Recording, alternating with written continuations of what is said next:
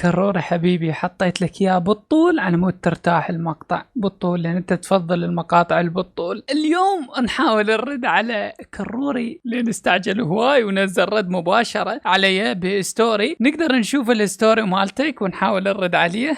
ونوعا ما الرد مالتك سيء، كلش سيء اللي قدام اقول لكم. بس يعني يقول لك شفت هذا الانسان المدافع عن اهداف النسوية ليش اي واحد يخالفكم دائما تتهمونه باتهامات؟ هذا مدافع عن النسوية، هذا مدافع عن الجندرة، منها قوانين الجندر، البغاء، الشروب، المخدرات. كمال الحيدري طلعنا عالم من العلماء الشيعة اللي انت من يمهم، فهم هو مدافع عن النسوية ويدعم الجندرة. ليش ما رديت على هذا الموضوع؟ مسوي فيديو بمدة اكثر من ساعة. هذا مو فيديو حبيبي حبيبي كروري، اكو فد شيء اسمه فيديو واكو شيء اسمه بث. هذاك بث مو فيديو. الفيديو ممكن يصير به مونتاج، ترتيب للقطات بشكل اكثر. البث ما يصير، ما بيقطعه. فهذا بث مو فيديو. عود دي يرد على الفيديو الاخير اللي سويناه، مبينين هم مجموعة، يعني بما انه سوينا الفيديو الاخير فمجموعة ما شاء الله مشتغلين على المقطع، مجموعة ومطلعين مقطع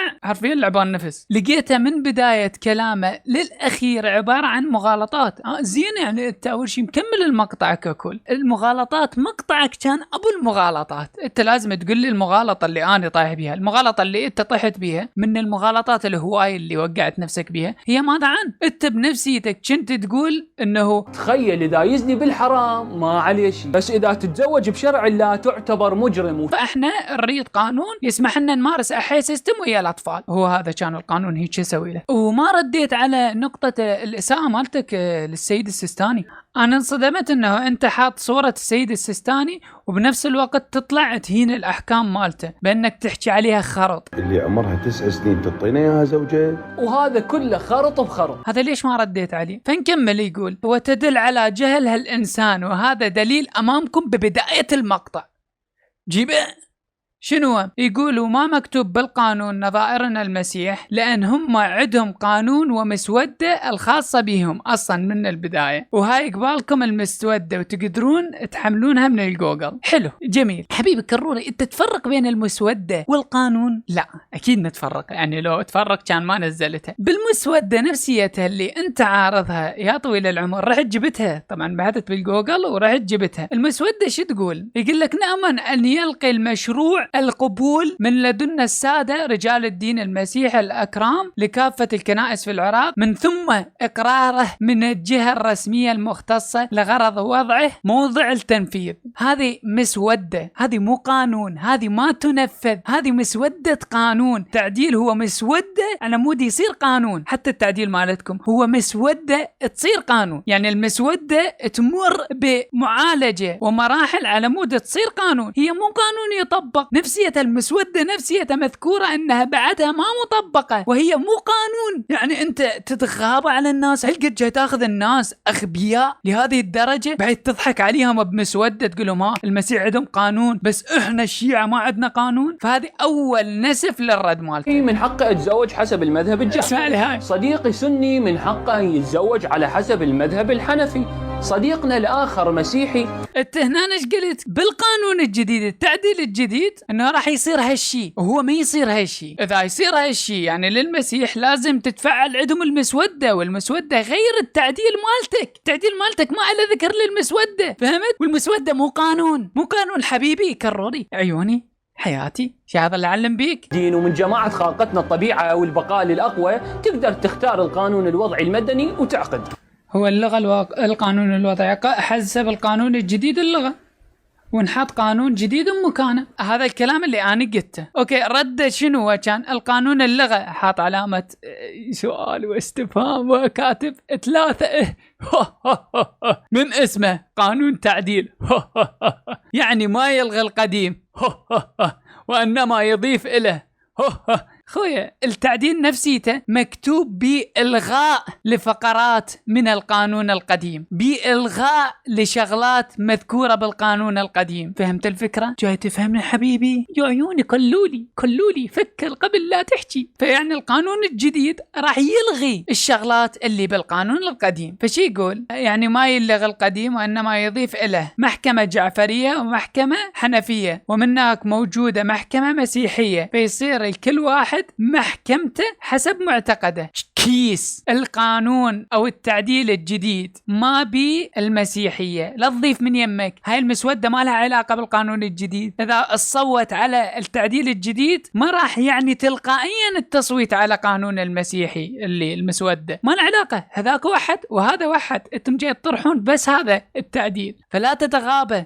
أرجوك. فنرجع نقول لا تأخذون من هؤلاء فهم مجرد جهلة في العديد من الأمور، وليس هدفهم سوى الترند أو إرضاء النسوية.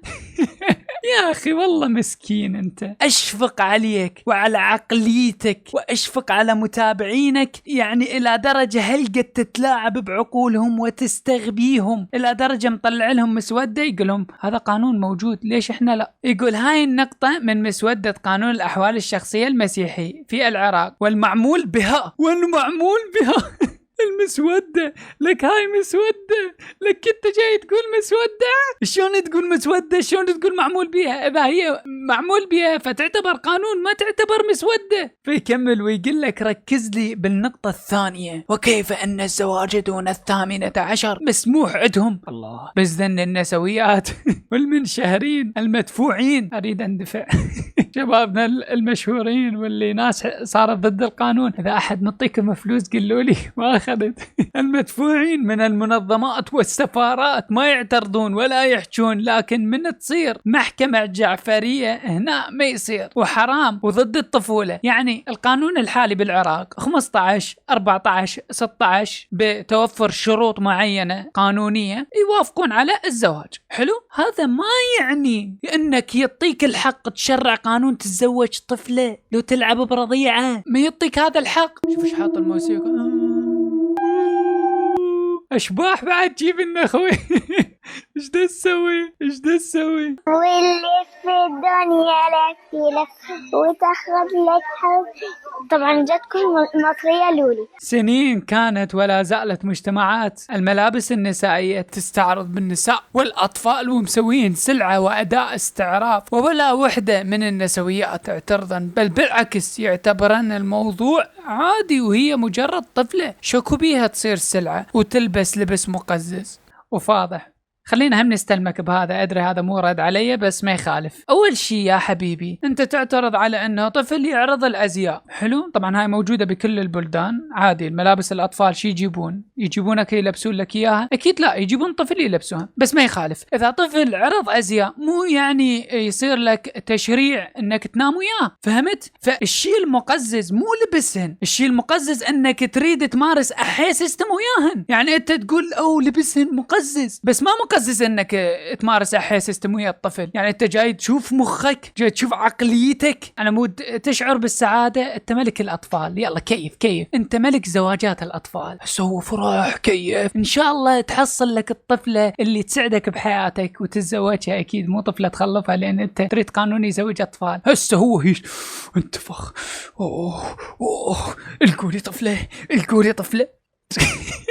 لك عيب والله، عيب والله. فضحتونا قدام الناس، فضحتونا قدام الدول، فضحتونا قدام أمة الكائنات كلها. شو هالرد السخيف مالتك؟ وارجع أقول لك شغلة وأتمنى هذه الشغلة ترد عليها. إذا أنت قلت زواج الأطفال خرط، اللي عمرها 9 سنين تعطينا اياها زوجة، وهذا كله خرط بخرط، شنو ردك على المرجع لما قال الزواج الأطفال عادي وطخطخة الرضيعة عادي؟ فشنو ردك عليه؟ أتمنى ترد على هالكلام، لأن القانون راح يستمد تشريعه من المرجع هذا اللي يقول عادي تطخطخ لك الطفلة أو أنك تمارس الأحياء السيستمية طفلة عمرها 9 سنين، وإذا قبل ال9 قلنا طخطخ. فردك شنو؟ إذا ما عندك رد يعني أنت رايد القانون اللي راح يشرح هالأشياء. فمبروك عليك يا أبو دفي.